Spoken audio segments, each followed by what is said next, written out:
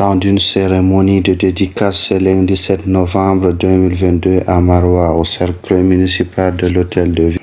Le public venu nombreux a eu droit à tout ce que la culture peul charrie comme valeur et charme, de qualité ainsi répertoriée dans le Pulaku, dont le livre éponyme Pulaku sur la question de l'éthique chez les Peuls, publié aux éditions Afredite par l'universitaire à la retraite Saïbou Nassourou. Originaire de Miskine dans le Diamaré, l'auteur Saïbou Nassourou Hamadou Boukar, président du comité de développement de Miskine, qualifie comme un nom sobre, un modèle et une source d'inspiration pour la jeunesse d'hier et aujourd'hui incarne à sa manière le Pulaku.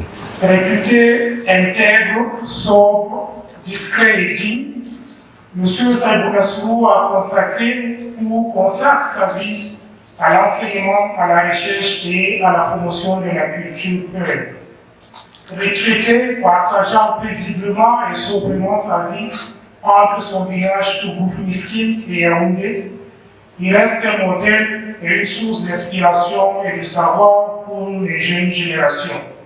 Mais que signifie ce fameux Pulaku? Dans sa note de lecture, le professeur Saïbou Issa, par ailleurs doyen de la faculté des arts, lettres et sciences humaines, après avoir présenté l'auteur comme un intellectuel qui, malgré sa retraite, ne s'est pas pour autant retiré de la pensée, aborde l'œuvre comme une certaine valeur partagée. L'auteur s'est d'abord évertué à nous faire une présentation magistrale mais courte, synthétique et que l'on peut lire d'un trait de ce qui constitue les bases du Pulaku, de ses composantes, de ses régularité et des rigueurs que cela impose aux jeunes, aux moins jeunes, à l'adulte et aux vieillards. Dans un deuxième temps, il confronte la problématique du Pulaku à l'environnement immédiat pour expliquer en réalité pourquoi ceux qui à un moment ont attribué des comportements, des attitudes que eux, ils ont retrouvés à des personnalités qui ont parfois tenu les contraintes de l'État ou même dans leur rapport administratif, sociaux avec des peuples étant en position de pouvoir, à demander de faire la dissociation entre l'individu détenteur du pouvoir et la culture qu'il est censé porter.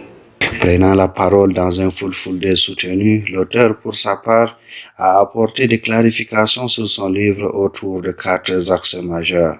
D'abord le sens du mot Pulaku, ensuite le Semtene, enfin le Munyal et le Hakilo. Ces valeurs reconnues par le sociologue-chercheur comme régulatrices des relations interpersonnelles et collectives sont sacrées. Voilà pourquoi quiconque les bafoue est passible des sanctions de la communauté à laquelle il appartient à travers le Pulaku. Puisque c'est un recueil où on retrouve le fait que les valeurs sont là. Voilà ce qu'elles sont, en quoi elles consistent et quand est-ce qu'il faut les appliquer. Le reste, c'est à l'individu, à la société, de faire sa part. Le dernier acte de la cérémonie, qui a connu la présence du gouverneur de l'extrême nord, Mijawa Bakari, des parlementaires et d'universitaires, a fait la part belle au jeu de questions-réponses. Un moment important qui a permis aux participants de revenir sur les enjeux de l'enseignement du Pulaku à l'école, de l'appropriation même de cette notion par les peuples, de la contribution du Pulaku dans l'instauration des valeurs morales et humaines en perdition.